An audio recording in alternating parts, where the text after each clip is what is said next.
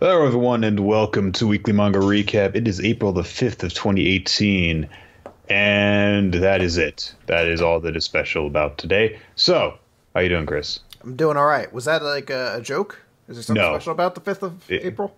I don't think anything is special about April 5th in general. It's probably some bullshit day. Like no. Now that I've said that, someone's going to like come at me with the entire list of things that are special about April 5th from the Wikipedia article or something like that. I assumed it was going to be even more. Let's look at what Google's special page is today.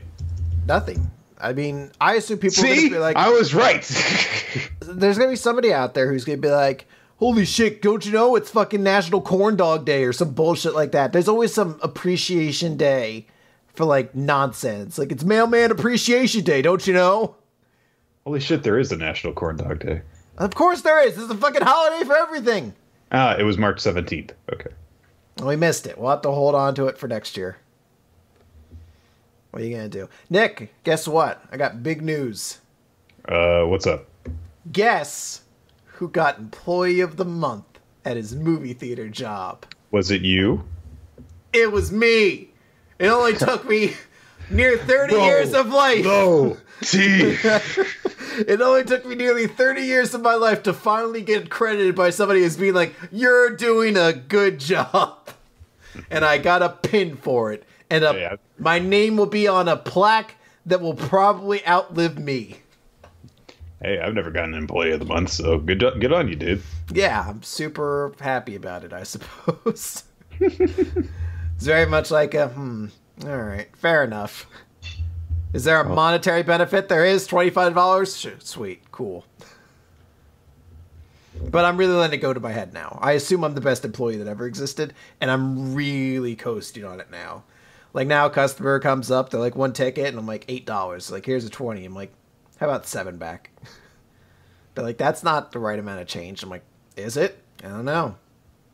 They're like, no, it's not. Give me my money. Excuse me, did you get Employee of the Month? Yeah, like, I think I would know. They're like, being Employee of the Month doesn't mean you get to change how math works. I'm like, Manager Terrence Howard, she's disobeying the rules she made. He's like, who's disobeying the rules that I set up out there? Terrence Howard, you just talk like that in your normal everyday life? Yes, I do everything to rise and escalation. Okay. So, we're going to talk about manga today, guys. That's really it. We'll talk about a lot of it. Yeah, I'm all kinds of I don't know, I just realized as we started this up that I'm actually kind of in the weird sort of days, but usually, you know, what happens when that happens is that we do this podcast and then it wakes me up. So let's just do that. All right, so we're going to kick right off with the recap portion, Weekly Manga Recap, with My Hero Academia. With Deku still trying to stop Gentle in number 177 at the construction site, which takes place at a construction site. Whoa, cool. Although this is a very definite article, the construction site. Are there no other construction sites in the world of My Hero? Maybe they can only have one going on at a time. That's how they can localize fight to it and make it safer. I like how we get this little special introduction panel for the random old man who is simply named Random Old Man. It's a good introduction for him. I also enjoy the fact that this character manages to first take on one of my most hated pet peeves about something, but he doesn't follow it, which is I hate when characters when something crazy's happening around him, a character explains away is like, they must be filming a movie. When like dinosaurs are attacking a city, they're like, they must just be filming out here in this residential area with no cameras. And like, that's what La Brava does. And the old guy's like, hold on, I have more questions.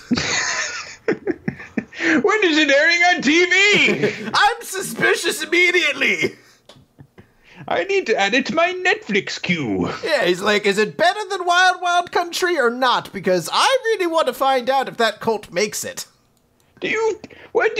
Wait, tell me when the next season of The Good Place is going to be on... He's like, is Jessica Jones season 3 out yet? They're like, no, season 2 just came out. I don't like season 2. Did you watch it? No, I just hate all second seasons. The second season of Daredevil was not nearly as good. Why should I think the season 2 of anything else is? They're like, well, I mean, there's some shows out there that definitely improve upon with their second season. I can think of only one. Bill Nye Saves the World. Like, what a weird show to state had a better second season than the first. Seriously, nobody liked season 2 of The Wire. That stupid fucking Ziggy kid, good God. I was like, did I watch The Wire so I'd see a bunch of white people with their problems? No! God damn it, more Omar! I need to be more woke! Anyway. Yes, LaBrava excuses to the random old man that they are just shooting for a movie, which, since he's holding a camera, fair enough. Or a TV show, I think. Fighting with inside of the construction site... Except, no, it immediately comes to a stop because right after Deku is like, oh, everything worked out great. I'm so thankful to Hatsume for making this gauntlet that helps me to, redirect my air blast. And also all that training that I did with Ashido helped me get my body into the proper position so I could launch my attack. And then, he lands and he looks up and Gentle is hanging from his coat off of a girder. In the most dignified way he possibly can, honestly. He looks like he's just kind of like casually chilling out and posing, but he's very, very undignifiedly hanging there. Yeah. But not too long after that, after, Gentle gives this very big speech like, I shall see this plan through. He's like, please don't tell anyone about this. Please just let me do this. Come on, leave me alone, please. Come on, Deku, be cool. For once in your life, be cool. You're super lame looking, I can tell. You don't even have an awesome mustache like me. Yes, Nick, we get it. You have facial hair too, Shop. I do. Actually, the thing that always weirds me out whenever we get different angles of Gentle's face is his beard more than his mustache. It's a very odd beard. It's like he's wearing some sort of bit on his chin. Yeah, I can see that. But after reasoning with Deku seems to fail, Gentle just decides that, okay, well, I'm just going to leave this guy behind. And he uses his elastic powers to make the air underneath him elastic so he can bounce up, get himself off of the girder, and then he just basically turns every single girder that he touches into elastic so he can bounce around, and Deku can't get a bead on him. In fact, he's doing that things at times where he's even bouncing off of the air as well. And when Deku tries to launch an air blast at him, he completely misses, and then it bounces back at him. So that's fun. Then Gentle does something pretty dickish because he points out that one of the girders that he's bounced on, he can't actually return to its original state, so it's wobbling back and forth. And as it's doing that, it's slowly regaining its rigidity. And he's also removed the bolts from it, so it's going to fall on top of the Random Old Man! No! I haven't gotten to find out if I enjoyed Season 2 of Fuller House yet. I most likely won't. But we haven't seen yet. Is it because it's a Season 2? Or because it's Fuller House? Hey, Fuller House is incredible in its own way. That's one way of putting it. It's a very digestible show. That's one way of putting it. Yeah. Maybe he also hates reboots, too. He's just like, new Queer Eye? What happened to the old Queer Eye? They're like, it aired. And then it didn't. And now there's a new one. This is how reboots work. It turned out one of them wasn't actually gay. Did it? Pretty sure. Huh. I don't know. I must not have heard about that. That sounds like a big controversy. This is like how dare they? This is like Nilly Vanilli level controversy, or no, that's not the name. Milli Vanilli. Hold on, Milli Vanilli. Yeah, Milli Vanilli. Okay, I'm right. Yes. I think that I think that was just a rumor, actually. I think that might be wrong. Okay. Queer Because I just tried looking it up. Because I just tried looking it up and I can't find anything. So I think that was just a rumor I heard. My mistake. Straight? Question mark? Question mark? Exclamation point? Hey, it's not on there. Yeah. Anyway, the girder falls down and Deku has to reposition himself underneath it. He's really upset, obviously. And Jet is like, how dare you do such a thing? When he catches it, he's like, how you were going to crush that old man? And Jet is like, heavens no. I knew you would catch it in order to protect him. Anyway, bye. And his getaway attempt is very interesting because he grabs a nearby crane and bends it down using his powers in order to launch himself into the air. And he's like, hey, I'm just going to delay you there long enough for me to go and succeed in my plans. And, whatever. Deku is struggling underneath the I-beam. And we cut away very briefly to everyone preparing for the festival. Bakugo apparently just owns like this nice party shirt or something, which he's trying to, I guess, was going to wear to the concert. And they're like, no, put on the t-shirt that we made. It's got an A on it. I want to note something. I hate the outfits that the dance team have. Because at first I was like, oh, it's kind of like this weird midriff thing or something like that. But if you look at Uraraka, hers looks dark in the middle too. So I thought that was just kind of like Ashido's skin color. But I think they're just both dark. So the idea is like, it's like, I guess, like a sheer bodysuit of some kind underneath that. It just seems really weird. I don't know why. I can't like explain. They're wearing like some sort of spandex underneath the actual dress. Like I can't think of it without thinking they're both wearing like the Green Man costume, with like just like a really big poodle skirt and like a half shirt, and I'm like, that looks awful. Oh no, I guess we'll have to wait until the anime comes out, Chris. Yeah. New season airing soon. Hot dog. A friend of mine at work critiqued me. Season 3s are even worse than season 2s. No, he turns around. He loves season 3s. He's like, season 3 of everything was better. It's always a up, down, up, down. It's like the Star Trek rule, but backwards. Well, it's like the new Star Trek rule. Because isn't that the way it goes? First Star Trek was good. Into Darkness sucked. And whatever Beyond the third one apparently was. good. Yeah. But nobody saw it. What were you saying your friend was saying about something? My friend commented on the fact, I don't know, maybe I say this a lot, but I say hot dog. I said like hot dog today. And he was like, you got that from fucking, well, he didn't say fucking because he's very religious. But It's a Wonderful Life. Because I guess in it, there's like that match thing, like when you make a wish and you light the match. So the kid's like, I wish for $1 million. And he lights it and it lights up. And he's like, hot dog. And I was like, I don't think I got it from there, but I'm always going to use it as though I got it from there. Hot dog! Well, you had to do it with the sweet innocence of like an 11-year-old child. Hot dog! Like, and the kid, like the children aren't innocent. What are you talking about? Well, it was from the 50s, so he wasn't innocent at that point. So all of the devil behavior was buried underneath a veneer of Wasps. denial Yeah. and belief in the perfection of humans and society in general, because everyone, denied women and black people rights. Okay, gotcha. Absolutely. Hot dog! Everything's great in my life! Pretty much. All right.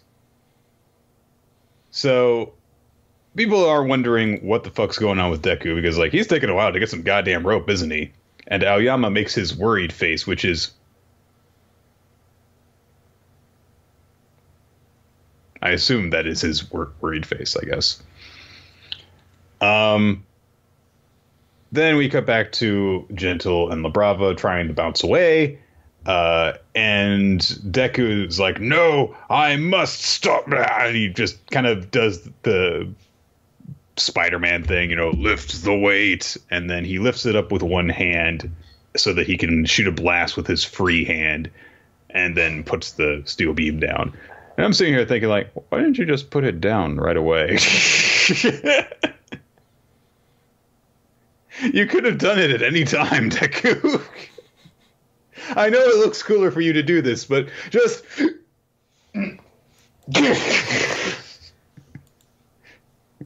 You didn't need to freaking bench it, or what is it? What is that even called? I don't even know what that's called. Essentially, you didn't need to do a freaking power lifter thing with it. It was very impressive, but you didn't need to do it. Anyway, well, it doesn't hit gentle, but it basically demonstrates that Deku is still coming after them. So La Brava realizes the danger that they're in, that Deku's not going to give up, and so she says that she better use her quirk. Uh-oh. That sounds dangerous. So I'm interested to see this. I can't believe I didn't even consider the fact, it's like, oh yeah, she probably has a quirk that she might have used in order to help Gentle at some points during their time together. Duh. Yeah, and I'm kind of curious to see what it is. I'm still not entirely certain what direction all of this is going in. I'm super into it. I'm super digging it. But I'm also, like, at that point, because it seems like Deku's sort of reached this point where he's like, this Gentle guy is talented, but I will fuck him up. Like, after everything I've been through, I'm not going to hang around and just lose. I'm going after this guy. Yeah. So I'll be curious to see if La Brava activating her quirk is something Gentle's, kosher with. Is that something that she generally does? Mm-hmm. Or has done before to help out? Is her quirk something really dangerous? Like, his quirk's dangerous, but not in, like, an insane way. But is hers something like, I fucking eviscerate bones or some shit like that? Like, who knows? So I'll be curious to see really what comes out of that. His is a fun kind of dangerous. Yeah.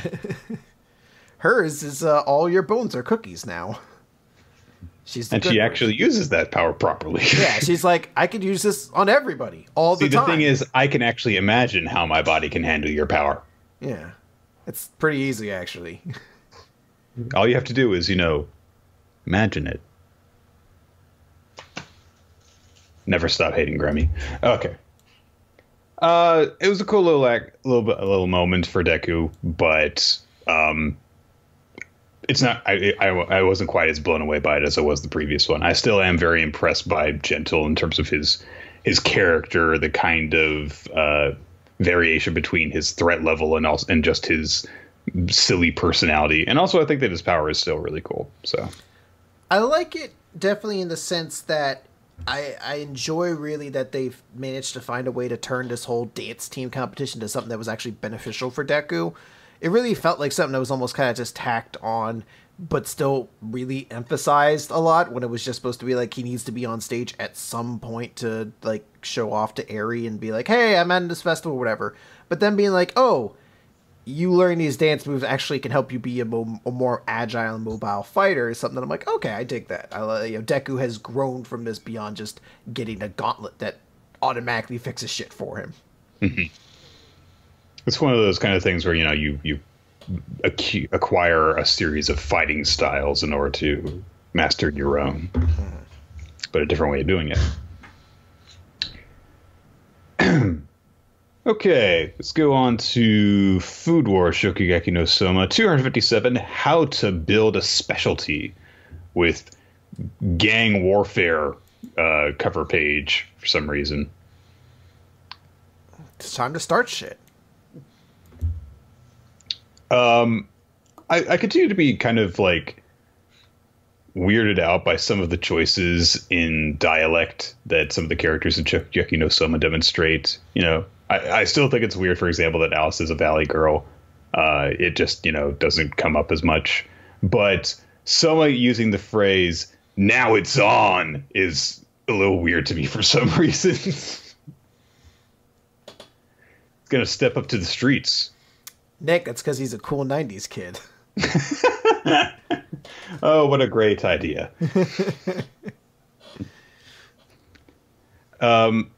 So people, of course, are like, I wonder what kind of dish that Soma's going to make. Azami does a pretty typical spiel. It's like, there is no way that someone of his current level can overcome Tsukasa. Bah, ha, ha, ha, ha, ha. Flashback! because everyone realizes, wait, didn't you guys have a planning session before all this? Did you accomplish anything during that? And we get a bit more detail from what happened during the planning session, which was a lot of arguing.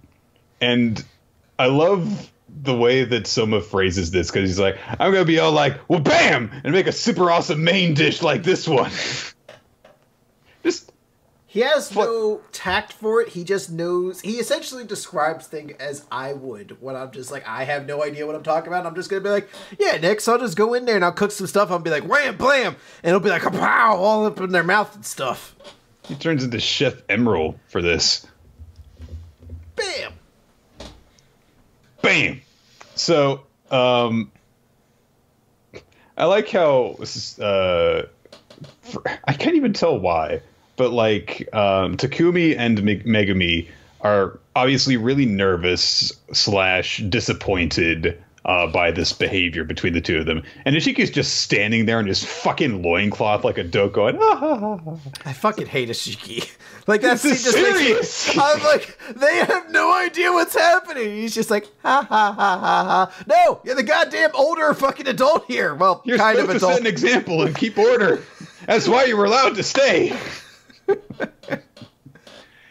So someone's like, here, I'll whip these up for you and make you understand that I should have the main dish. And he's like, look, here's the dish that made Master Shinomiya acknowledge my talent. And here's the dish that knocked Kuga-senpai's booth for a loop. And, of course, they pulled, that Japanese humor thing. It was like, I don't know why, but for some reason I feel as though I should be angry at Soma for something. So he presents the two dishes, the quail and the curry noodles, and he says, these are basically the two best recipes I've got right now, so you could consider them my specialties, plus they're new and improved. So, and he's like, yeah, once you try these out, you'll know that they should be the main dish, and Aaron just launches into this long spiel. Like, I can see why, they were impressed by this, but no, this isn't good, this isn't good, this isn't good, this needs to be improved by this. So, look, in order to win, we should actually go with the best dish that we've got as the main dish, which is why I should do it, because I am objectively better than you. I love that there's this such a contrast between them while they're still being just as childish as the other. Soma looks like an immature idiot, and Ariana looks like she's composed and smart and better. But they're both saying the same thing in the same way, basically. Like, Arena even points out, it's like, hey, I was the 10th C in the Council of 10. You're just an average student. As if this isn't the guy who freaking changed her life with his cooking, like, a month ago. And who's already beaten the 4th seat on the council and things like that. As though, like, the seats are the firm representative just of an average student. But someone doesn't point this out and say he's just like, well, you quit the council, so you're just an average student too. Oh, God. They get really fed up with each other. Arena kind of storms out to get some fresh air. And Soma is left with Takumi and Ishiki.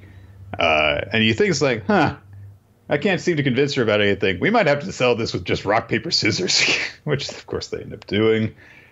But Ishiki rather points out, like, hey, if you have the rock, paper, scissors match, though, won't you have to, actually go ahead and prepare that appetizer? And so it was like, yeah, I guess I probably would. But kind of on an unrelated topic, Soma ends up saying, hey, why are they saying that Nakiri is the key? And Ishiki says, yeah, well, the Azami administration means to take advantage of her divine tongue, because that's the ultimate skill. It is what they will use in order to achieve their goal of true gourmet. And so someone's like, light bulb. I can be a douchebag with this information. So what he proceeds to do over the course of several pages is just have her taste individual components of whatever dish that he's trying to make, so that he can fine tune it. This is equated to as if he is tuning a guitar in mid performance, which I guess sure, but I don't know anything about music or about food, so. I mean, I get the food part. I can easily understand that. I understand the notion of tuning a guitar, but like, is there a device that does that specifically? I thought you kind of had to, like, I know there's things you could be like, that's that note or whatever. You can there's a tuning fork that you can do for that, and there is some sort of an electronic equivalent to that you can use as well, particularly if you're using like an electric guitar. I like the idea of him running over and he just keeps shoving food into her mouth, and she's like, that's fine, that's good, and he's just like, the perfect dish now. She said all of it was okay. Individually the components were good. Now to put my perfect ice cream together with my perfect hot sauce, which is a thing that he would do. Damn. Yeah, that's what he's gonna do, isn't it?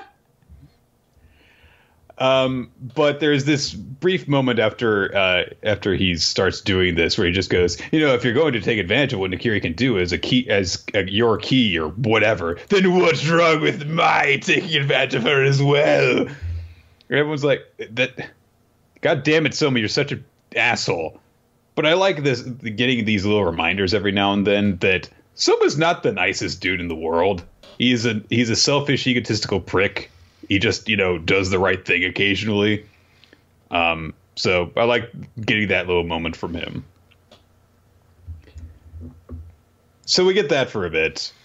And Erina realizes a little bit of a problem with this, which is we did actually agree that whoever would win, we would go with a set of combinations together so that we would still have a structured, presentation. But I get the feeling that he's actually making spontaneous changes to the instructions that I gave him so that he can still influence what we're doing. And sure enough, she sees him manipulating some sort of grains together around his dish. And she's like, what are you doing? What are you doing? And he presents his dish. We don't see it yet, but everyone's like, what the fuck is that? And Soma says, here's a tasty appetizer for you. Which leads me to believe he hasn't presented an actual appetizer. What do you think he put out there? So, what do you think he put out there, Nick? Well, it looks like he put together some sort of like a bun thing. Maybe not necessarily like a full bun, but the kind of thing that has like the coating of crust around it, so that you could hold in your hand and eat it. Like a stromboli. Sure, or a calzone, something like that. Yeah. Now I kind of want a calzone. Had a calzone last night. Calzones are pretty good. Although now that I've watched all of Parks and Recreation, I can't think of calzones without thinking of that show. So that's not a bad show to have to think about when you're eating them. I don't know what to really say on this chapter. I mean, I dig it. It's Soma being Soma, where he just has a anarchist kind of attitude to everything, where it seems like even though he has to take the appetizer part, it still seems like he's setting out something that's trying to go above and beyond that. I do like his, idea of like basically using Erina's skill as a way to fine-tune his own dish. I think that's kind of a clever twist. But also, it helps that it really does seem like Erina will get at least the final punch in this fight sort of thing when she serves her dish. Whatever he does, no matter how good or isn't, it is, she still has to serve something last. So, I guess we'll see off that. I have no idea what he put out, though. But I guess he has a specialty now.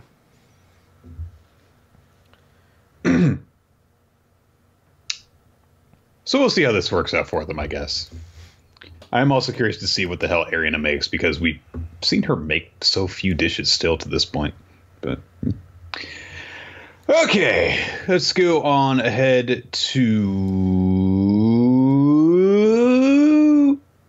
Ziga for a little bit. I'm checked out of this series, honestly. You had such high hopes. I did, and now they just have this like it's like okay, everyone he knows is dead, and we just jump ahead past all the training and stuff, and he's just some kind of arrogant new hotshot agent.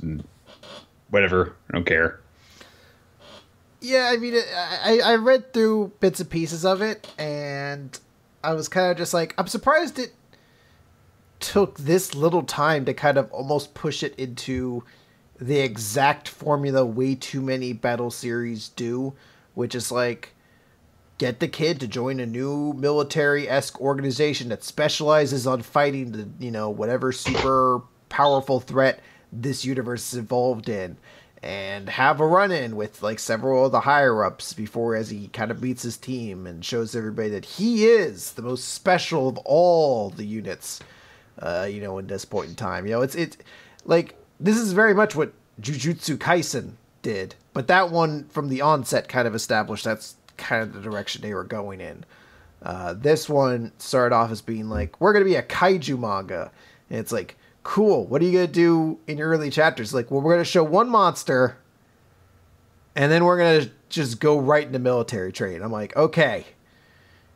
That's the worst part of any kind of monster fighting series. Like, I watched Pacific Rim, and I was like, it'd be great if they cut out all of this military shit and just had more robots fighting monsters. That's what this needed.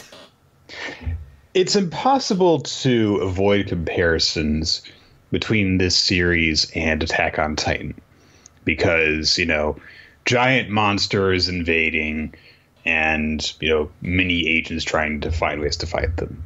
And obviously the methods that they're going to go about that are different. The setting is completely different because it's actually set in, modern Japan as opposed to in this weird future where after humanity's collapsed and everything like that. But it really seems as though when you compare the two, that Ziga has very much neglected the buildup of the character in growing their skills. When you met Eren and Mikasa and Armin at the beginning of Attack on Titan, there was also more emphasis placed on the hopelessness of their situation and the horror of seeing their family murdered.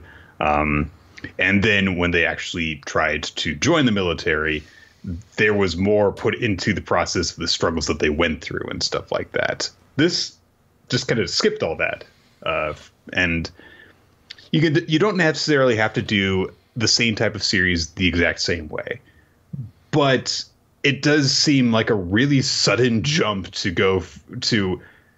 I mean, the first chapter you get like, okay, his girlfriend is dead, and then you establish like this is the way that he has to fight the monsters, and then this chapter, it just goes right from, by the way, your mom is also dead, and now he's a super special agent who swings his coat over his shoulders because he's such a badass. Like, there is a tremendous amount of missed stuff that happened right there, so I wonder it really lost to me. If part of that too might have been an editorial decision, like let's pick this up at pace. The first two chapters aren't boding too well. Why don't we try moving into what the series is going to be about, the grand scheme of things?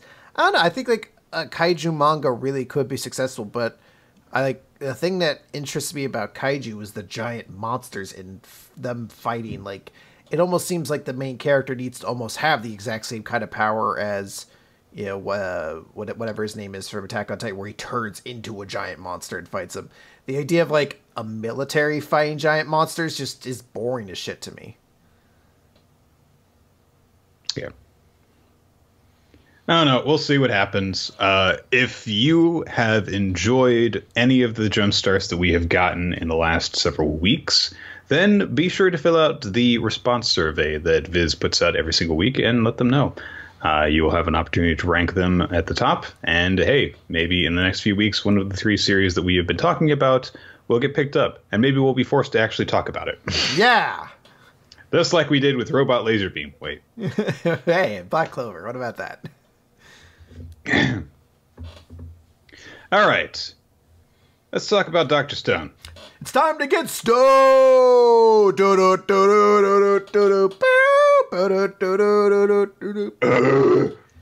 think we did this joke already. Hold on, wait. Yes. It's time to get stoned. Doo-doo, doo-doo, doo-doo, doo-doo, doo-doo, doo-doo. What does that have to do with Stone? Doo-doo, doo-doo. I don't know.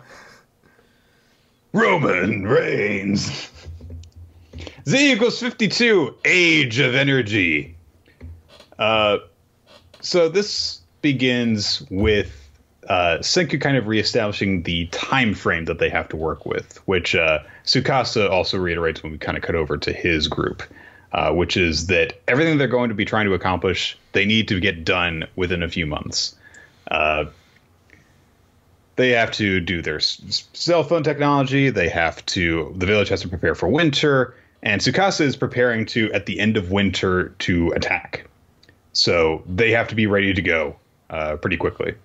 And in order to basically establish that they know that this is Tsukasa's plan, Gen says, I'll just try thinking like dear Tsukasa. And he just tilts his head and his entire face and hair transforms randomly and braids itself and turns white. He doesn't do this with his hands. He just tilts his head and just his hair and face turn into Tsukasa's.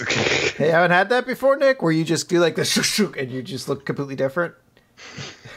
There you go. Who is this new tilted glasses person? Talk with a weird accent. I won't know who you are. Oh, no, I don't know that. Hey, guys, it's us. It's me with Australian Rick. So... Oh, he's not playing along. All right. They do this. And yeah, sure enough, they also cut it over to Tsukasa, and he says, we'll end this right after winter ends. But then they're like, well, what about Taiju and Yuzuriha? You know, won't they be in danger? And then Hyogo's like, what about Taiju and Yuzuriha? And Tsukasa says, keep an eye on them. But, you know, come on. Even if they're moles, they don't have any way of communicating with their ally. They don't know that Senku is alive. So, you know, just keep an eye on them. And more importantly than that, just make sure that we don't get preemptively attacked by Senku. And Hyoga's like, unfortunately, even if she does get us word ahead of time, there will be a delay in communication. In this sort of primitive warfare, a means of communication could easily turn the tide. That was like almost a way too on the nose sentence of just like, is he also reading the manga? Does he know what's happening? It's my favorite series. I love this Dr. I'm Stone. in it, look. Look how cool I am. Uh-oh, I don't realize how important cell phones are yet. I'm going to, though.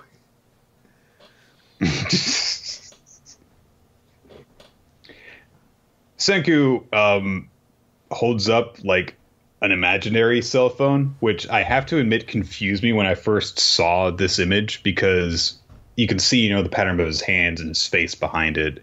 And I was like, was he just like carrying around a broken cell phone? Oh, it's not really that. How does it still have power? It's been thousands of years. The icons work without electricity? Did he just put a sticker over it? A sticker that also cracked? It's a cracked sticker. We get some more making cotton candy, which leads to a joke, specifically a Morisukomi joke, which is a type of comedy in Japan. Anyway, and because the cotton candy is not perfect, basically, so eventually Ginro gets frustrated and says, like, why are we making all this cotton candy? What do we care so much about all this for? And it pretty much everyone like has gotten it aside from him. And Gen's like, yeah, if the cotton candy is lumpy and inconsistent, that means the gold wire would be as well. So before we actually use the gold on this, we actually have to figure out what's wrong with our device. So, you know, all the important characters in the Scientific Kingdom are kind of gathered around it, and they witness Kinro and Ginro doing their back and forth, grinding with it.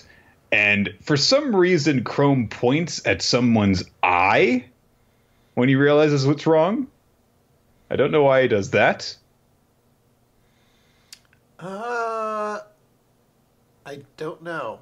Also, you can basically tell what his fingerprint is by looking at that.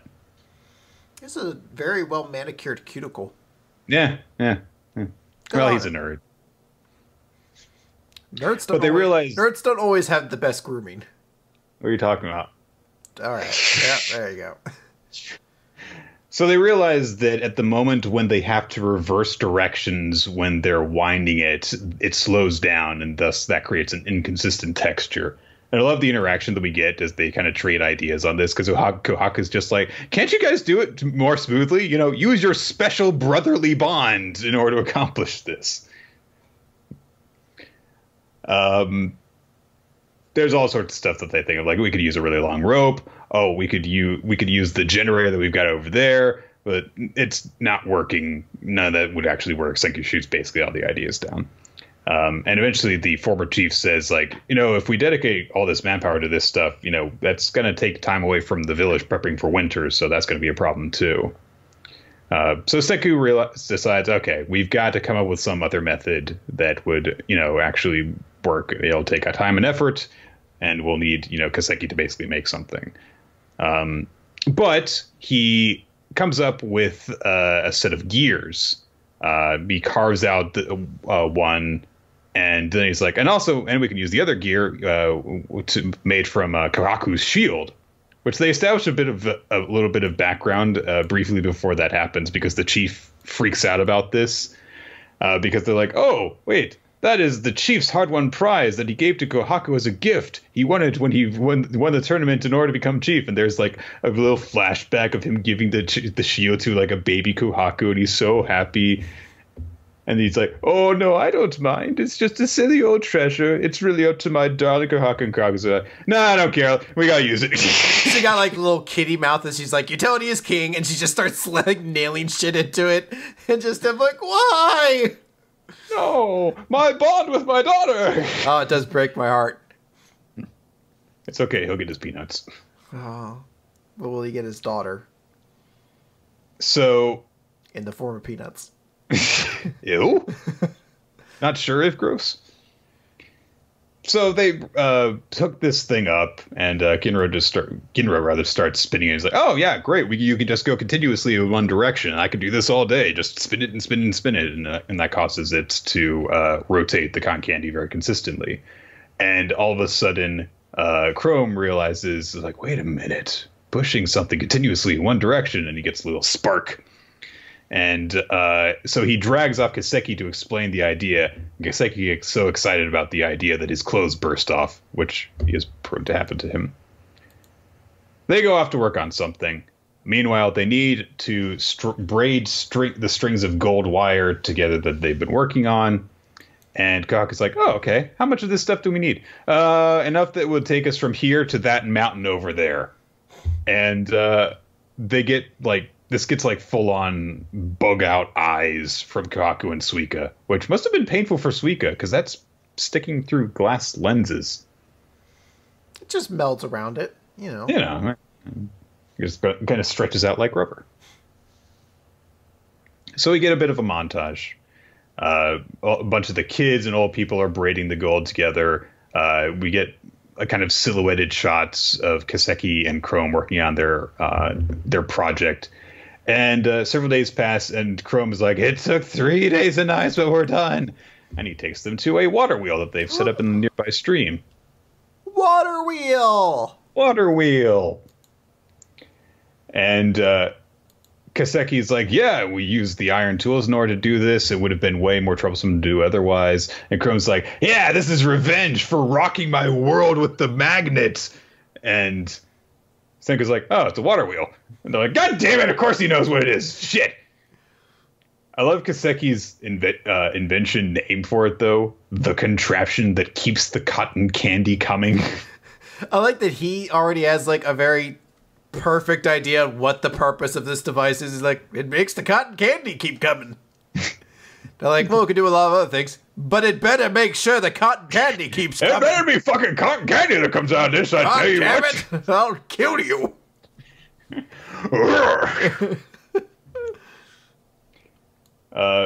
But with this, hey, they've got, you know, a freaking hydroelectric dam.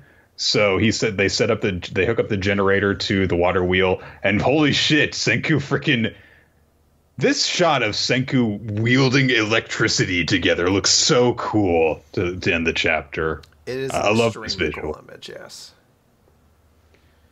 So, a really, really fun chapter.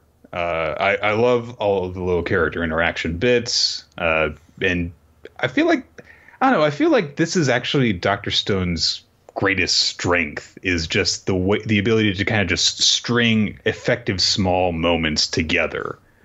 And when it does a big moment, great. But I think that's what I like most about it is that in this chapter where not a whole lot happens up until the very end, it feels like there's a lot of great moments leading up to it. So we have a lot of humor. You know, you have Gen doing his thing with like shooking up the hair, and then you have, you know, a whole moment with Kohaku's shield and her dad.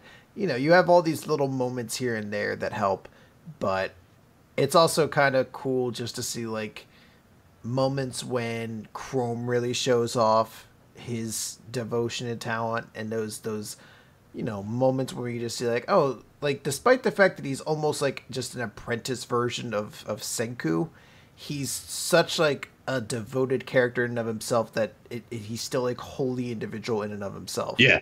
You know, like this would be like if you were watching Ice Shield, the backup quarterback when Senku, like on the Devil Bats, was just as interesting as, you know, Haruma was. You'd be like, that's weird. That's really impressive. What? Senna was pretty interesting, Chris. True.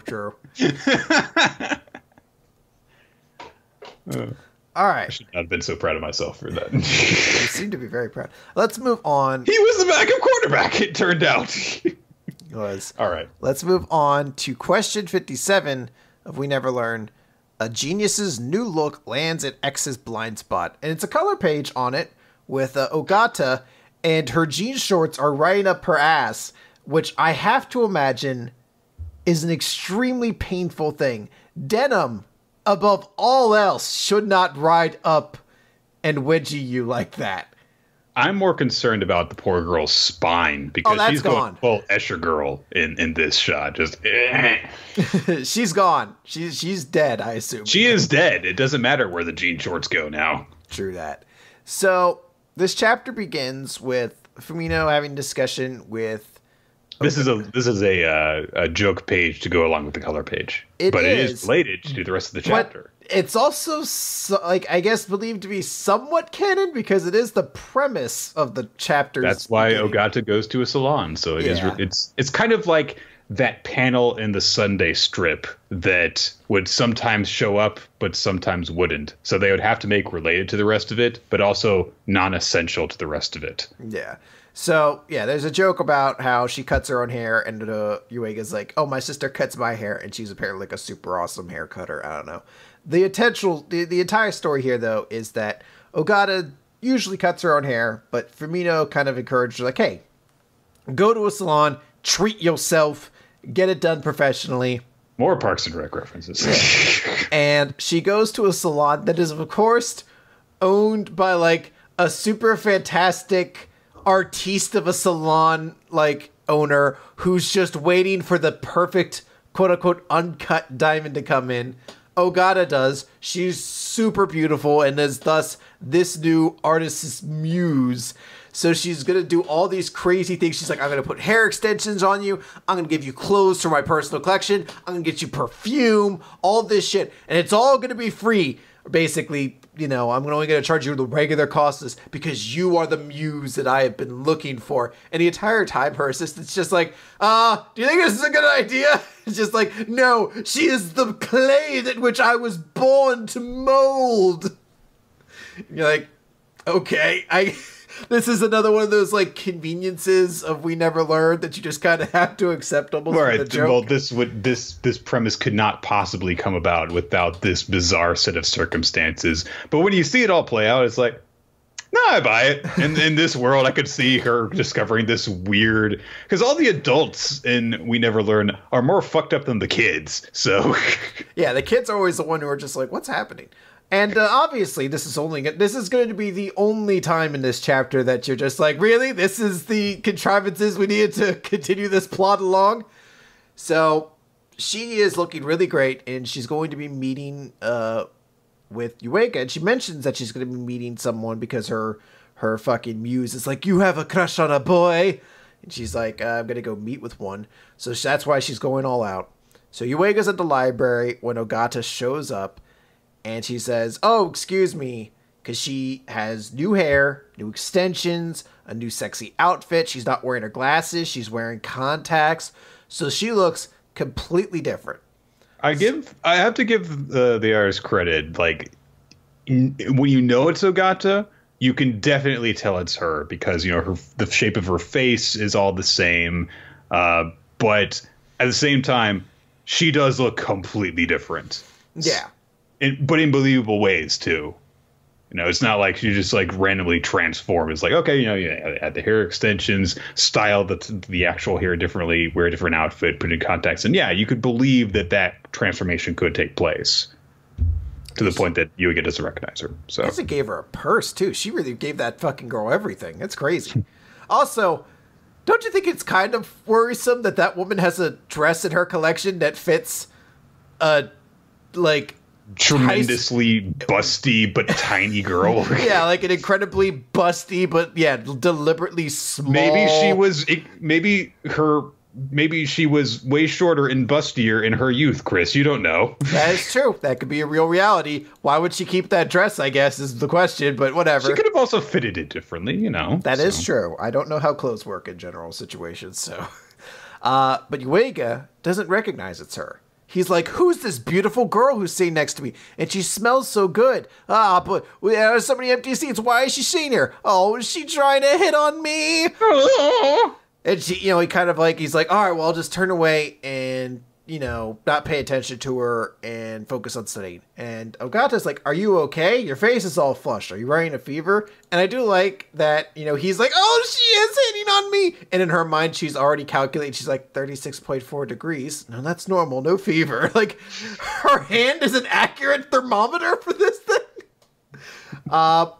So Yuiga texts over. He's like, you know, he's very nervous. So he's like texting Ogata, like, where are you? You're super late. Is everything okay? Maybe this text message carries a different connotation in Japanese because Ogata gets a text message that says you're super late. I think that everything would have worked okay. Better. I think that if it would have worked better if he had texted, you're being very slow today. You're slow to get here. You're behind today or something like that. Yeah. Is everything all right? Behind is perfect. Because she says, he's right. I haven't solved a single problem today in response to, you're super late. Are you okay? So she's like, oh, man, you know, he's texting me while this is happening. What's going on with that? And she remembers a conversation she had with the salon hostess who's like, you're so enchanting right now, the boy might initially first push you away. But that's all good. That's all part of it. So she texts back like, no, everything's good. This is a very good sign. There's absolutely no problem. And then they're dealing with a question from the book that regards this particular phrase of, I don't have my glasses. How didst thus attain such a beauteous countenance, milady? How didst thou attain such a beauteous countenance, milady? There you go. And dealing with that. Don't say that in real life, guys. Yes, because you'll sound dorky. Not unless you are specifically a Shakespearean actor. Yeah. Instead, we're like, you're as lovely as your light shines as bright as the sun, milady. Then you tip your fedora, thusly, and she'll presumably be so smooth. Direction. Yes. Make sure you're always going south to southwest with your your fedora tipping. Otherwise, you're fucking the whole thing up. So this quote basically is just kind of like a element of this chapter. She's asking him for like grammar reasons, and he just thinks she's just some random stranger who walked up to him and is having trouble with a problem. So he's just trying to be helpful, and he makes a mention of like, oh, you know, your response to a problem reminded me of a girl I know. So she gets really into it. She's like, oh, well, what's this woman you know? So he starts explaining Ogata and his opinions of Ogata to this girl. And he, specifically mentions how she's so curious and sometimes kind of clueless. And she started showing all these unique facial expressions. And she is just so cute that I can't leave her alone. And she starts having her heart break because she doesn't realize he's talking about her. And then he's like, she's kind of like a squirrel. And she's like, oh, good. He's an asshole to this girl. I feel relieved now. There's still a chance for me. She then goes with the main sort of big punch that this Solanus told him of asking, how do I strike you today? And he's just like, I don't know what you mean. I'm scared. She's like really harassing. She's like, how do I strike you today? How do I strike you today? I like the sound effect for when she first leans in towards him, which is scoot. Scoot. And I just like his fear. He's like, getting hit on by a girl is way scarier than I thought. So they're heading home because the library's closing, I guess at 3 p.m. on a weekday or whatever it is. It seems like it's still very bright out. But he's like, oh, man, I'm beat. And she's walking home with me. And Ogata never showed up. What's up? So Ogata's like, I have to go for the absolute 100% knockout blow. Would you care to stop by my place? And I love Yuiga because he's like, what? You should have more respect for yourself. If you go out inviting guys all over the place, imagine how your parents would feel. In fact, I am going home to your place so I can have a talk with your parents about how wanton and wild you are about inviting guys to your place. You're like, what? Jesus Christ, Yuiga. What a response is this to be like, you shouldn't invite men back to your place this much? In response, I'm gonna go back to your place and complain to your parents about the way you're reacting. And I'm you shouldn't show so much skin in your videos. I'm gonna show up at your place and help you dress for your next video. I get where he's coming from, and it works to get him to the point that he needs to get to, which is to be at the fucking Ogata restaurant so he learns the situation.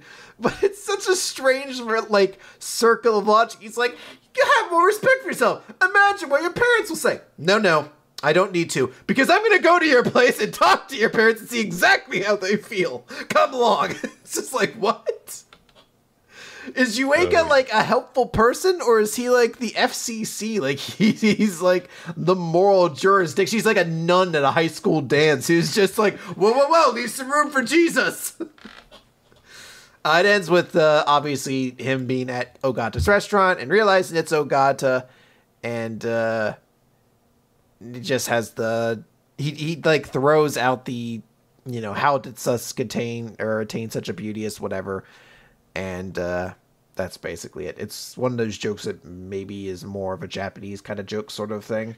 I think that I think that the point of it is that he sees her, in her, udon uniform, but she's still got the contacts and the hair extensions, so she still looks pretty. So then he gets embarrassed and he's like, how does thou attain such a beauteous countenance? And then Ogata just completely misses the whole point of the fact that he's saying, you look cute today, Ogata, by just oh, you're quoting that poem. And I think and the end joke of it being that her dad's just like, why are you calling him by his first name? Yeah.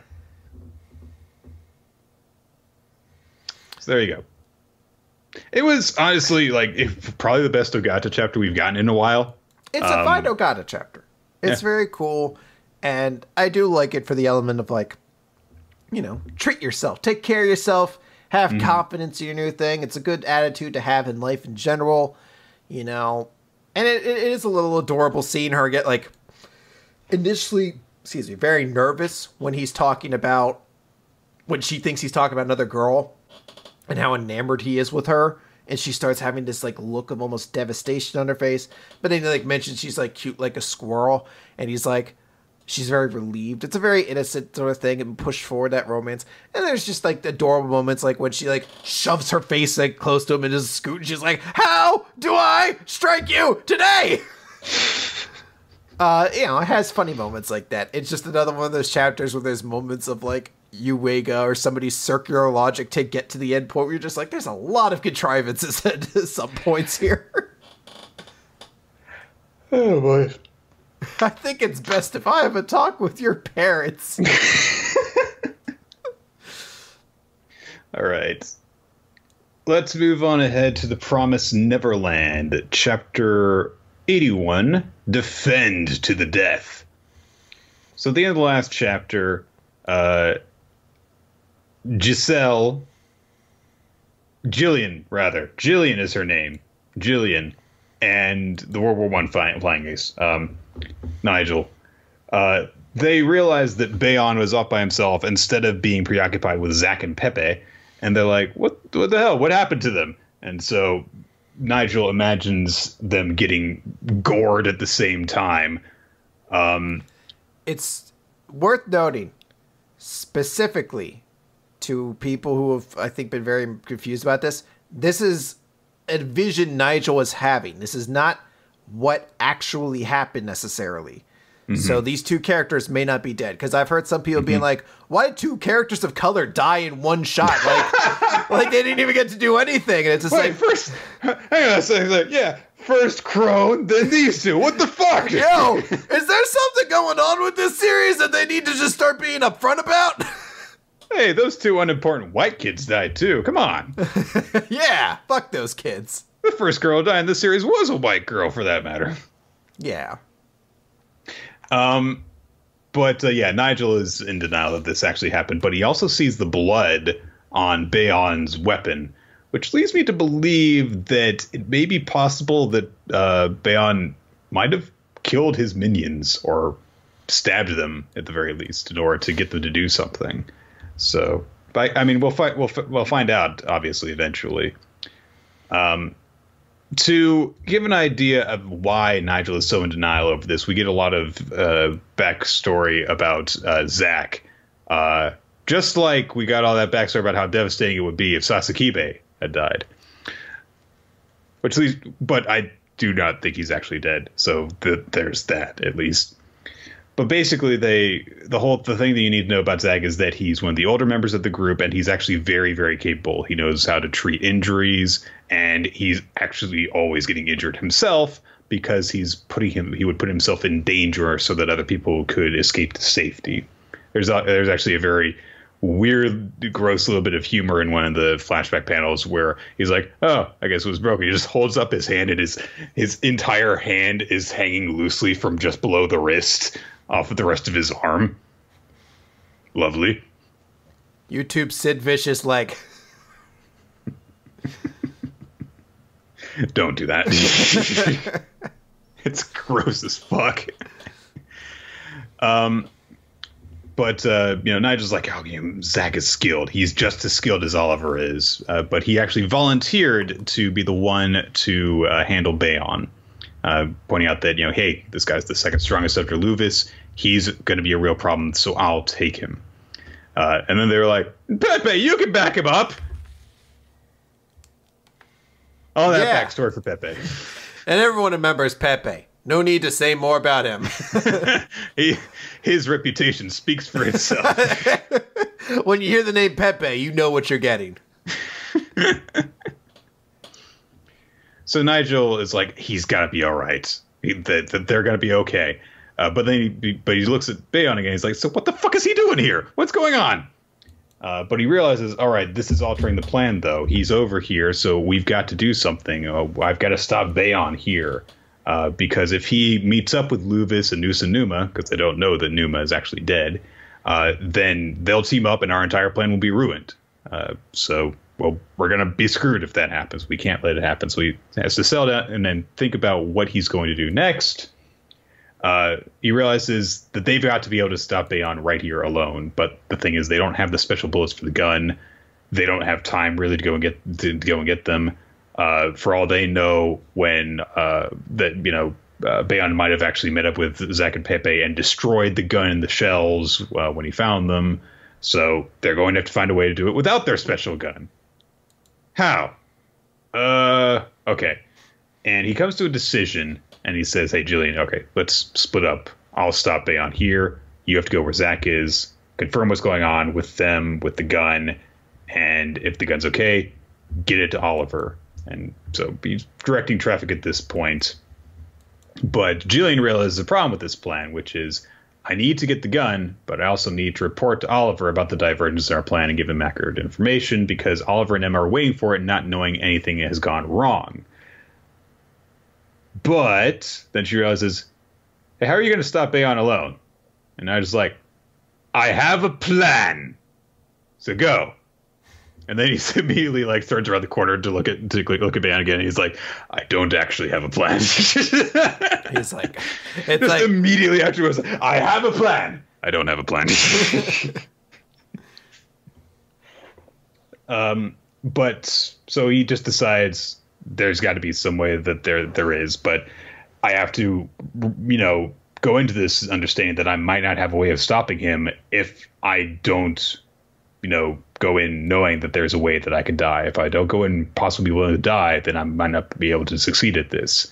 It's always Zack who's restless, and we've relied on him to be that way too many times, so now it's my turn to be reckless.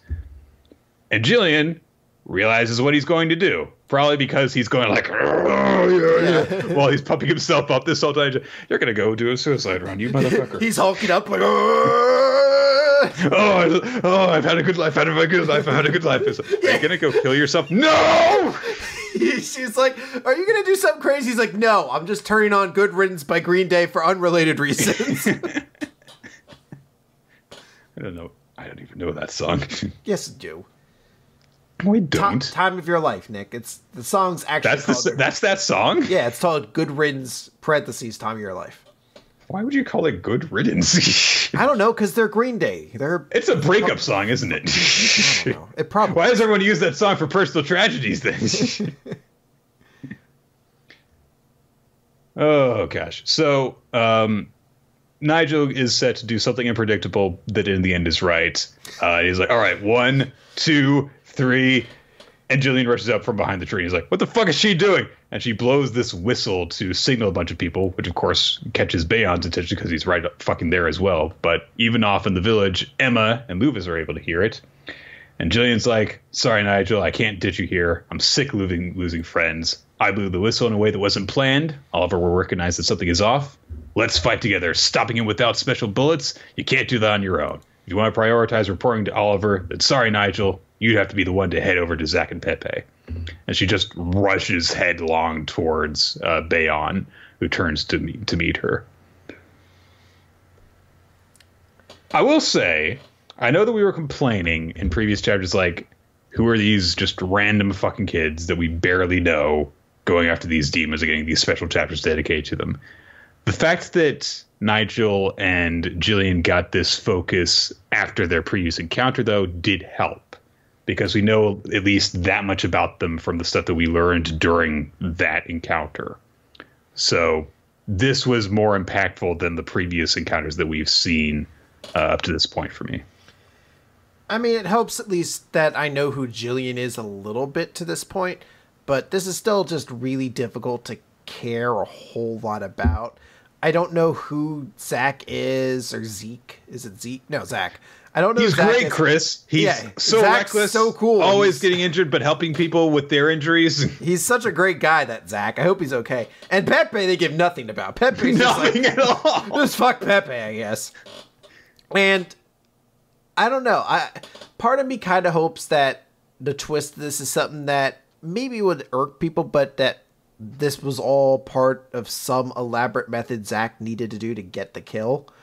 Because I started to kind of see the way this was maybe going. I was kind of getting into it. That The Promised Neverland, in the end, seems to be a series that puts the stress and drama as though it's a series that could go either way and every time favors the heroes in the end. Like, you look at it, you're like, oh, when it comes right down to it, like, they just completely schooled Mop. Norman's not dead. the kids escaped, except for like the youngest ones. Like it was an ultimate victory by the kids because they knew what was happening. Kind of like they had a plan beyond a plan beyond a plan that got them to that point. And I thought that maybe was going to be what happened here. They put up some, danger, like, oh, the kids are completely hosed. But no, turns out this was all part of their plan. They're really outthinking these demons and things like that. And, it's just going to kind of be whatever happens with Vesuvius or whatever. But I don't know. I'm just kind of sitting here wondering if this is meant to really be like these, the plan's gone awry. Who knows what's going to happen with these kids? I'm just like, I don't care just because we don't have time enough with these kids to really form a connection with them. Like there should have been at least one adventure after Norma or Emma came to the base and everything where another hunt happened and we got to see Emma have to interact with these kids to help protect newbie kids for 1 week or so. And then come back and be like, okay, now this plan has to go and we have some stakes to kind of hold. Because as is now, I'm just like, I kind of like Jillian, but I didn't know she had this sort of almost bloodlust in this chapter the same way. This seems to be almost out of left field. I know nothing about Nigel beyond the fact now I know his name's Nigel. I've been given an Australian accent the entire time if I knew that. And just Zack and Pepe, who the fuck are they? I don't know. They're two characters who supposedly died last week. I don't know nor really particularly care about them. So it's just this point where the drama all surrounding the Promised Neverland right now is just one that really doesn't hit home. I totally get that. It's not necessarily saying it's bad or anything. Just saying it doesn't hit as hard as some chapters previously were. Yeah. Well, right. Chris. Let's move along then. Move along like you always do. No. To the Seven Deadly Sins, chapter 261, Lost Cat. Ow. So, last time, Myon Piet sacrificed himself to save Derere. And that's where this chapter basically opens up. His heart is literally crushed like a Mortal Kombat victory. Fucking Esterosa just squishes it in his hands. And then he goes to basically... Fortunately, my body doesn't go into shock. Yeah. He tries to kind of do something. I guess he pushes her away because... He seems to launch her off into the sky. Yeah, he launches her away because Esterosa does a fire explosion thing, which basically will take out Monpiet. And as she's I think going it's away, the other way around. I think that Monpiet latches onto him so that he can point blank inferno him. Okay, I thought it would be the other way around because that's what I thought Esterosa did last week. Well, it is, but they also established that Monpiet is basically immune to that shit because his is so powerful. Gotcha. That's right. So this is his, suicide attack. Okay. So he launches her away, and she's like, hey, you didn't tell me what's been hiding in your heart all this time. And he's like, sorry, I came to Get the protect your fucking heart. hint. Read between the lines. Yeah, he's like, maybe something, feelings for you. I don't know, I'm dead. He dies. He's like, I can't protect you, and I'm not going to be with you anymore, so I'm not telling. And then he dies in this big explosion. We cut away to where the Seven Deadly Sins and the Holy Knights are having this big battle against the demons. And there's a moment there where Chief Holy Knight Hauser kind of makes a bold statement. He's like, make sure we're, rescuing people under attack by demons, avoid fighting in towns and villages to keep damage to a minimum. And we see Gilia's smiling, and then Diane's like, wow, a real Chief Holy Knight. They're just kind of discussing how Hauser's really sort of grown and become a much more responsible person. And then he comments, he's like, Death Pierce! Holy Knight Death Pierce! I thought you were seriously injured. He's like, of course not. I was blessed with the holy breath, and as such, I cannot be hurt. I am indestructible because of her holy blessing. And I love it because, Diane floats down and it's just the breath of blessing is all a spell called Cheat Hope. It just relieves you of any, fear or inhibition that would keep you from just basically being afraid of pain and death. So you'll keep fighting until you die. And he's like, preposterous. How disrespectful. How would you know? She's like, I mean, I'm Elizabeth, but whatever. And he's like, well, then how would I? Yeah, don't acknowledge me with respect as your princess or nothing. Fine. Yeah. And they're like, how is it possible that we've been healed? And they're like, well, that's because throughout the entire fight, Elizabeth's been healing all of us. Like, she's been healing everybody the entire time. And this is confirmed by the other archangels who are like, yeah, the breath of blessing doesn't heal wounds. It just makes you fight to death. Like, that's it. Elizabeth's been saving everybody. And, like, Deathbeard's like, well, fuck me then. No one told me this. Shit. This is really scary, you guys. What the fuck? This blessing sucks. They also actually established, though, that one of the things Elizabeth was doing was calling out the minds of the demons, telling them, we don't want pointless fighting. And normally this would be impossible to actually work because, you know, they've been commanded by Cusack and Chandler to keep on fighting. But some of them actually stopped fighting and ran. Yeah. So, an indication of how powerful her influence is. And they comment a lot about what Elizabeth's really kind of doing here. You know, we get a moment where Hawk's just like, wow, she's become so reliable now. I almost miss the old her. The blundering Elizabeth from when we first met is no more. And it is nice to see that. She's, you know, she really has become a much more adult person now. A much more I love the point that, because, you know, she dramatically walks away as Hawk is saying that, and then she trips and falls on her face, and he's like, oh, there she is. Yeah.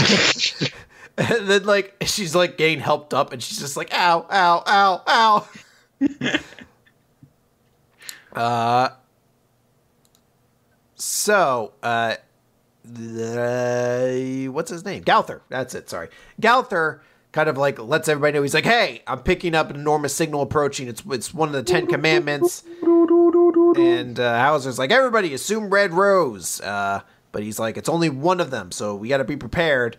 And we see everybody's kind of crowding around in some big formation when the person who arrived is no other than DeRay, looking crestfallen and broken.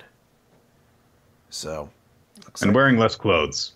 She was wearing a lot less clothes throughout the last couple chapters, so it makes sense. But yeah, so it looks like she's shown up. She is devastated by the death of Montpiet. I wonder what will happen there. Will she just try to offer up her commandment here to try to get it away and, you know, live on and fight? Will she fight with the heroes? Will she be so in shock that she'll fight against them? Who knows? I do like the character development that we've seen in this chapter. The growth demonstrated. You know, it's Elizabeth hasn't exactly had didn't exactly have a gradual growth up before she took command of the Seven Sins, but I do really like to see, you know, just how far she's come. You know, she was basically little more than you know, sex appeal and comic relief and damsel in distress at the beginning, and now she's like, hey, taking command and help saving lives. So I also like the kind of juxtaposition they show between her and the Archangels. So, like, in Magic, there's a lot of philosophy to Magic the Gathering and the different colors, and, you know, white is considered by some to be, like, the good color, but it's also just a color of kind of rules and, like, the loss of individualism in that it's all about the greater good. So we're seeing these angels who are literally, they cast a spell on you that's like, fight to the death. That's it. It's not actually about saving you. Come on, guys, you've got first strike. Yeah, come on. It's the best thing. Who cares if you die afterwards? You have flying. What else has flying? Nothing. You're good. Except for like almost everything in a blue deck. But come on, guys. It's fine. But then we see, in contrast, Elizabeth, who is actively healing everybody and trying to protect them and make sure as many of them survive as possible. You're just like, oh, it really does go to show why That's Elizabeth... also white magic, huh? Yeah. But also black magic. Elizabeth is a... Oh, shit, what's the black-white guild's name? Hezsau or something like that? They're a weird one. I've been learning a lot about the various... because they're not complementing elements. It would be white-green and white-blue if you wanted complementing. Well, there's guilds of all the different color combinations in Magic, and it's cool seeing the different, like, philosophies they have to. The white-black one's basically just a cult that brings people in like, the fear of something greater coming. Regardless, I'm getting off topic. I'll save that for my new Magic the Gathering podcast. What's that? What do I gotta call it? mana flooded shit draw mulligan still didn't work. I guess I'll take 6.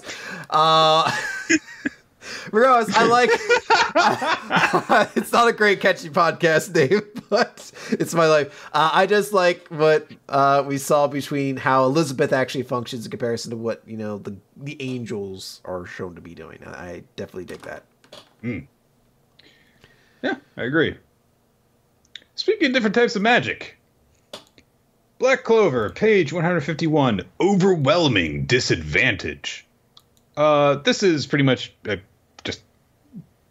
just a continuation of the sequence that was happening in the last chapter with, you know, the possessed Real bursting through the wall with this weird Hydra eel thing.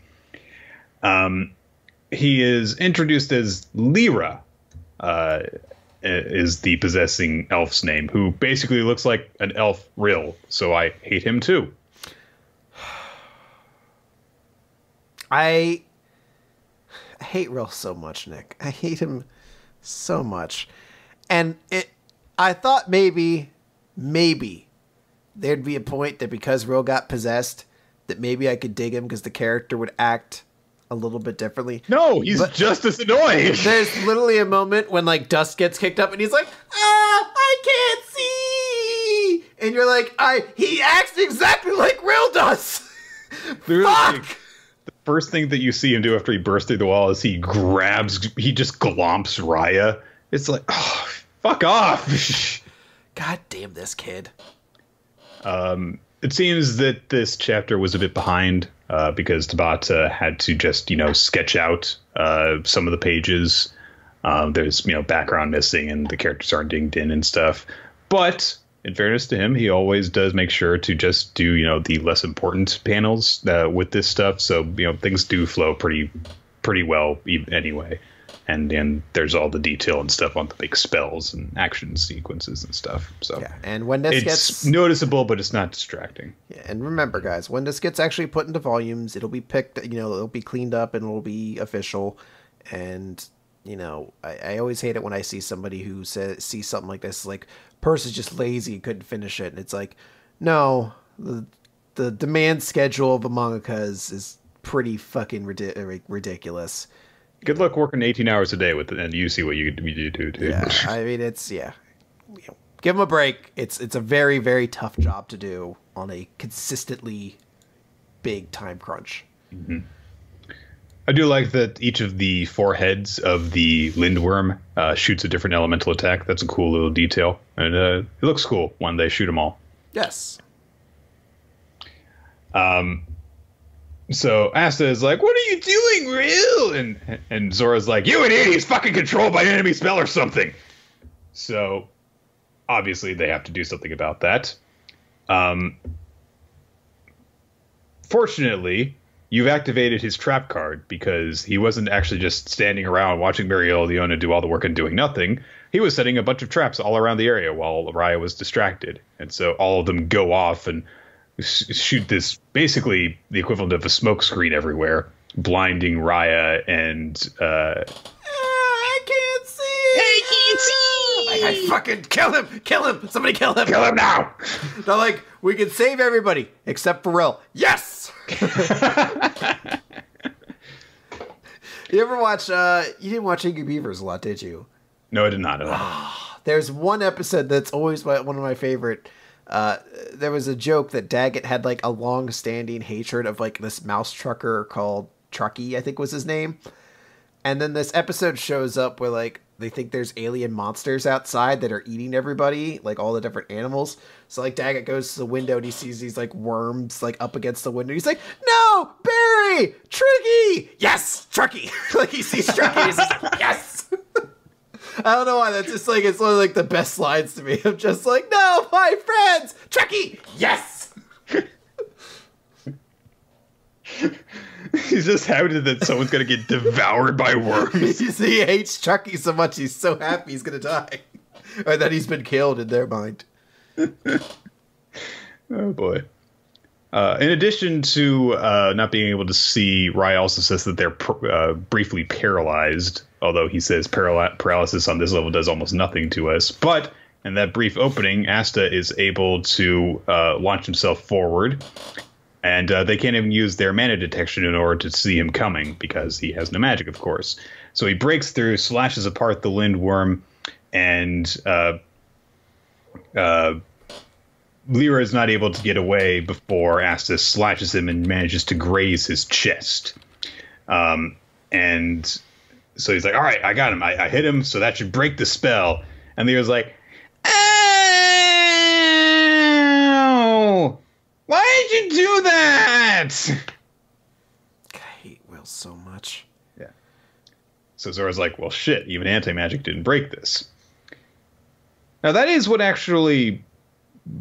That's not what actually stopped Fauna, is it? Like, because Mars had to be all like, I totes platonically love you, didn't he? I forget what they actually did in order to break Fauna out of her possession curse thing. I thought that his attack weakened the magic on it. It basically took a combination of both, I thought. But this one had literally no effect on him at all. So indicates that the possession is more complete than the third eye thing was. And Raya says that, yeah, this isn't simple magic. It's a reincarnation spell that brings the souls of elves to dwell in human bodies. The ritual that summons the souls is complete. These bodies are ours now. So possibly the thing that Mish was doing before was an incomplete version of this. Very likely. At that moment, however, Asta is obviously really pissed off about this, but 3 more possessed people show up, and they're like, well, shit. And Zora's immediately like... Benjamin Van Funk. Including Benjamin Van Funk, yes. So Zora's like, we gotta run. And Asta's like, no! And Zora says, we literally can't do anything about this. We don't have a way of saving them. We've got to retreat and come up with an actual plan, you stupid asshole. And Asta's like, you're right, damn it. Stupid jerk. And Zora also actually mumbles to himself, like, and anyway, we both know you can't kill your comrades. And Raya's like, neither can you, you pansy. You know that about Zora. Yeah, maybe he's an asshole. Maybe he's a fucking murderous psychopath. You don't know. Yeah. So everyone closes in with a bunch of huge attacks. But at that moment, Mariolina blasts a hole in the wall, grabs Asta and Zora and chucks them through it, and then blasts the hole shut.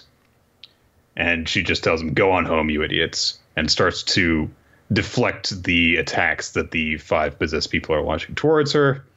And so Raya's like, oh, you're gonna, let keep us all occupied while they run away, huh? You're pretty nice, aren't you? And Mariolina says, nah, they were just in my way.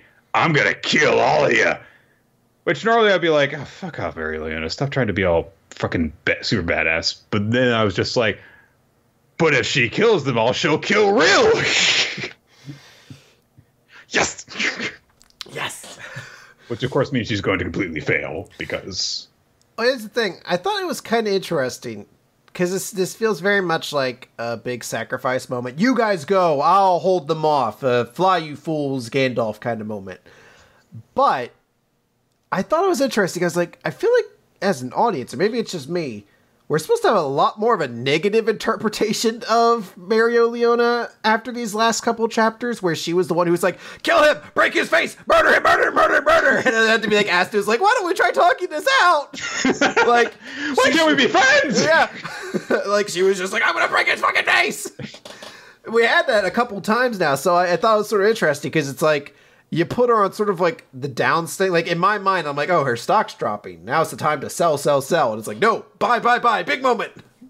I don't know. It'd be interesting to see. I like what this arc is definitely setting itself up for.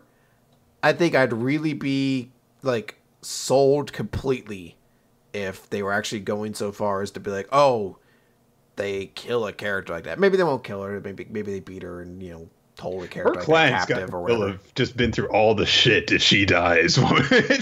They'd be pretty fucked. But then there's also Leo. The aunt comes back. It's like, how has my sister been doing? Well, she's dead. About that. So, good news. We don't have to use the coffin we got for you. Bad news. And it'll be extra roomy for your sister. Yeah. They were going to bury them in the same coffin? No, I'm saying that he's way bigger than she is because he's a giant monster guy. I love the notion that they were going to bury them in the same coffin, though. They're like, I mean, you're both going in the ground. Why don't let's save ourselves some bucks here. Because times are tough in the Clover Kingdom. Our king's dead, for fuck's sake. Turns out that monarchies aren't economically stable. Turns out, like, you're both dead. It's not incest then. It's not anything weird. You're just lumped together in a casket together and be buried. You're fine. Stop bitching. All right. Let's finish things up with One Piece Chapter 900, which did not go the way that I thought it would. I have a very big problem with this, Nick. Ooh. This cover page... Ooh. Laboon's right there, and Brook doesn't see him. Just look over, Brook. Laboon's right there. Luffy's pulling him up. Distracted, Chris. It's okay. But it's Brook. He doesn't see him there. He doesn't know. Distracted. I feel bad for Brook. Laboon. You need him to get his Laboon peanuts. Brook needs his Laboon. He's the oldest of the old men that you're familiar with, Chris. I know. All right. Chapter 900. Bad End Musical. We kick off with Big Mom finally eating the wedding cake. And everyone's freaking out over how is she going to react to all of this. And as Lin Lin is being carried off, she looks over and sees Big Mom swallowing the cake, flashes back to some of the prep work that they were doing with Sanji. And for example, him doing a crucial step, which would normally take all night, and doing it in 2 hours instead, because he's Sanji. But more importantly, he's got this silly grin on his face at one point, and she's like, come on, take this seriously. And he's like, hey, I couldn't help it. I was just imagining Big Mom's face when she tastes how delicious this is. And, from this, of course, she was like, hey, that guy's a real chef. Everything's going to be fine. So they watch her, and Big Mom's eyes go, doom, and then she flops over on her back. And immediately Prospero's like, was it poison? But she gets up, and she makes a face. That is a happy face. I don't know how to describe it otherwise. It's a very happy face. That's a face we all hope we could have one day at some point in time. I don't know if I want it to be because of cake. I feel like that would be a sad commentary about that. But I'm like, this is the happiest I've ever been with this cake. But just a moment when you're that happy. Mm-hmm. And Big Mom starts to dig in, eating it and eating it and eating it and eating it and eating it. She mentions that she finds it familiar. It's something about it. She knows it from somewhere, but it's so delicious and she can't stop eating. Prospero, of course, reports to everyone like, hey, there's no further damage, no further danger. So thanks to Pudding, Mama's hunger has been abated. So everyone's like, all right, yay, we're not going to die. And of course, Pudding is thinking to herself as she's just kind of crouching on a pier, I think somewhere. It's like, it wasn't me who did it. So wasn't me. Do. Stop it. No more song references today. No, I can't do any. Shit. Done like 5 different ones. It's fine. I'll tease them out at the end. We cut to out at sea. Shit's happening. It looks as though the Sun Pirates have managed to clear a path for the Thousand Sunny to sail through. Their escape seems to be ready for them. They're like, yes, we can do it. And Jinbei, by this point, has realized what's gone on. He's like, oh, they stole all the locational information. They've been actually helping us out from the shadows this whole time. And then Oven comes out of the mirror portal. And they're like, oh, is everything okay now? He's like, well, things are getting better. And Brûlé just helped ferry all of the ammunition that is designed to work on Germa. But I won't rest until I've dealt with the boy who defeated Katakuri. And everyone's like, okay, guys, good luck, everyone. It's all going to be cool. And everyone's like, out of my way, fish! It'd be great if they were already singing like We Are. They're like, da da da da da, all our hopes and dreams. It is harrowing to see Wabatsumi's entire fucking head on fire floating in the water. It's like the one dude still playing. He's just like, kind of like the heat. Da da da da da da da. Oh, put this away. Oh, the seawater's boiling. That's not supposed to happen. Oh well. Just like the assholes from fucking Gantz.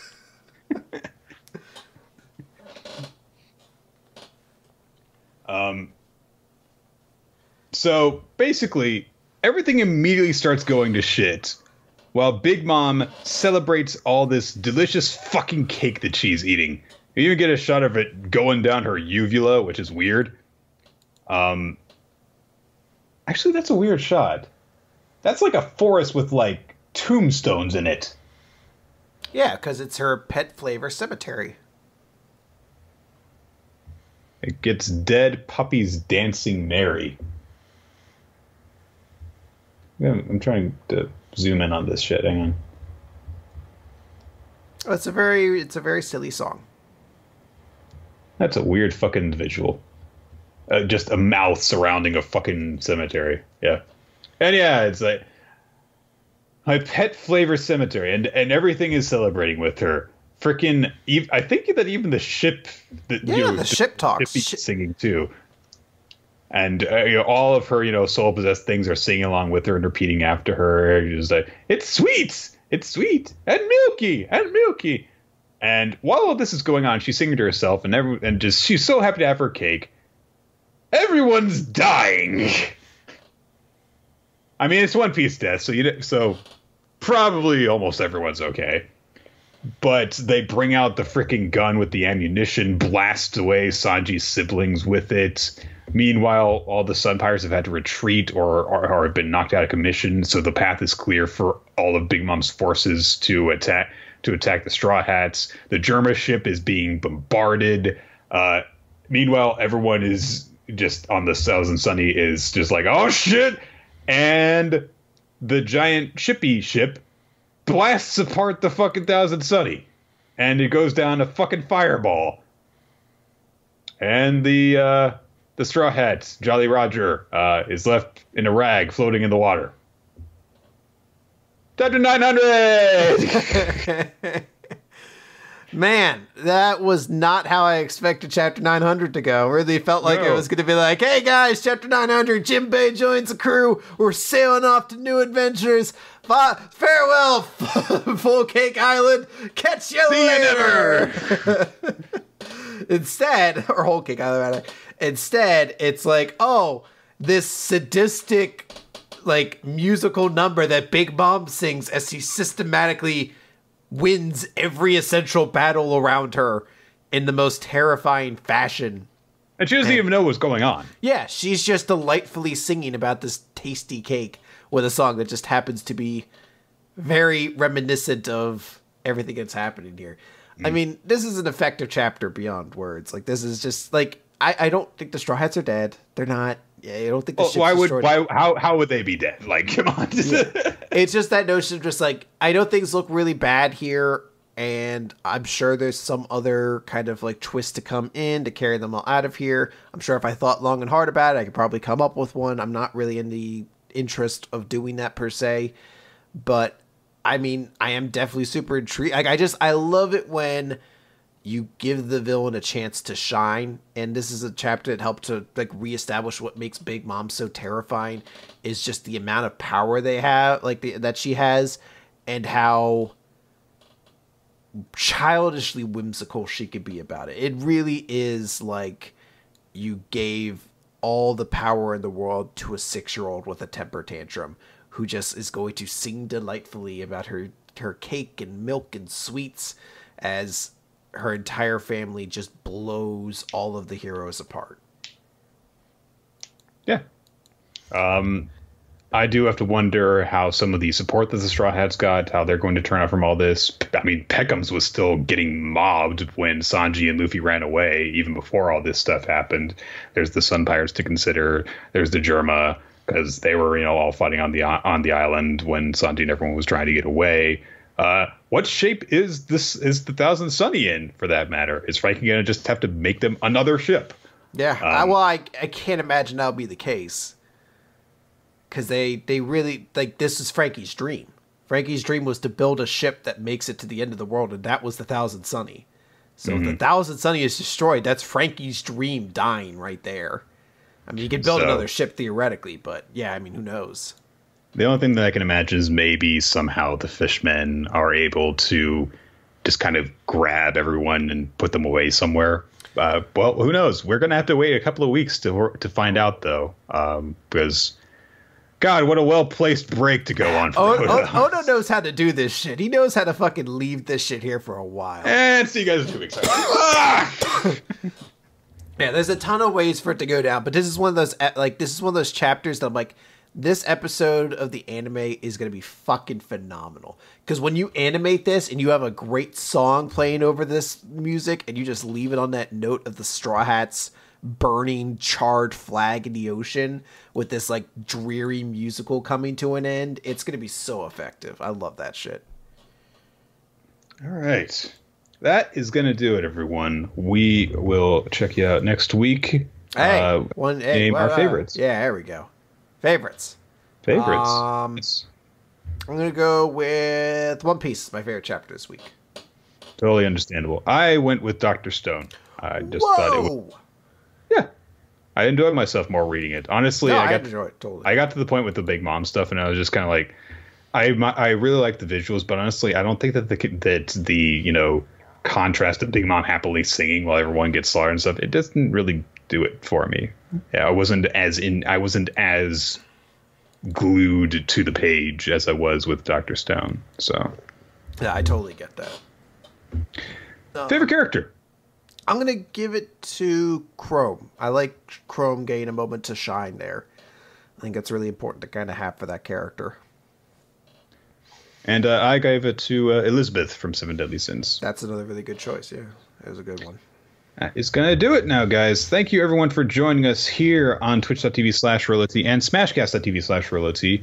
We record the show currently Thursdays at around 7:30 p.m. Eastern Standard Time. And if you're for updates, in case we need to record a different time, if something goes wrong, for example, you can follow us on Twitter. At DaveMar Podcast is the official podcast account, and your hosts are at RoloT and at Nick F. Time. You can also check out our past episodes on weeklymangarecap.podbean.com, as well as subscribe to us on YouTube and iTunes. If you check us out on either of those latter two, also be sure to leave a comment and rating so that you can help us to become kings of the hobby section and defeat our woodworking rivals. You can send feedback, ask questions, and suggest manga for us to read by sending all that stuff to our email, weeklymangarecap@yahoo.com is the best place to do that. Special thanks go out to all of our Patreon supporters. Your support allows us to create all sorts of fun bonus content for you guys to enjoy. We really appreciate all of the help. Absolutely. By the way, I want to give a special thanks to a couple new patrons. I have forgotten to do this for a couple weeks now, so I want to catch up on just a couple people. I want to give a special thanks to HM347, to PX1, and to Daniel Stashik. I want to thank all of you guys for your support. It is greatly appreciated. Thank you for helping out Weekly Manga Recap and being super good bros.